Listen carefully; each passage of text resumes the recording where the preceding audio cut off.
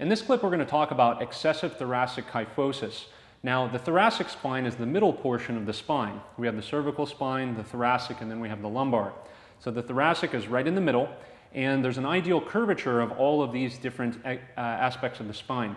And ideally, most of the curves are going to be 30 to 35 degrees. Now, an excessive thoracic kyphosis is when the upper back rounds excessively.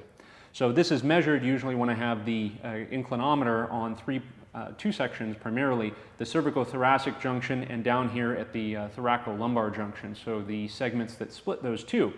So when this curvature is too rounded, as you can see, it's going to contribute to an excess forward head carriage, so the two go hand in hand.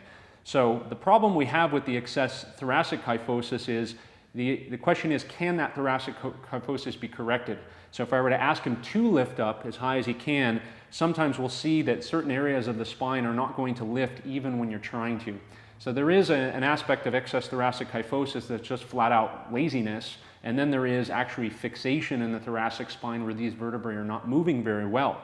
This presents a problem because it essentially becomes a teeter-totter so that we can't get a full correction in the cervical spine or in the lumbar spine because this area is fixated.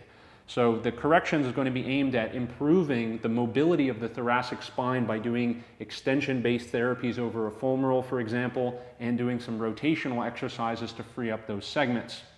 Also, commonly the thoracic spine is pulled into a kyphosis, not only because the neck may be out of alignment or the lumbar spine and the pelvis, but also because the ribs are not moving very well. This is intimately tied in with respiratory imbalance.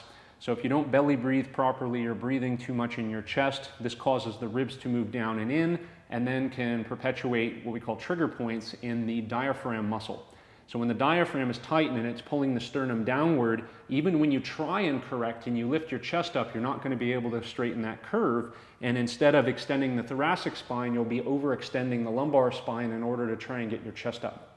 So there are a few elements that have to be corrected here: respiration, improving the mobility of the actual spine, and of course learning to breathe properly. But that's how we address this excessive thoracic kyphosis.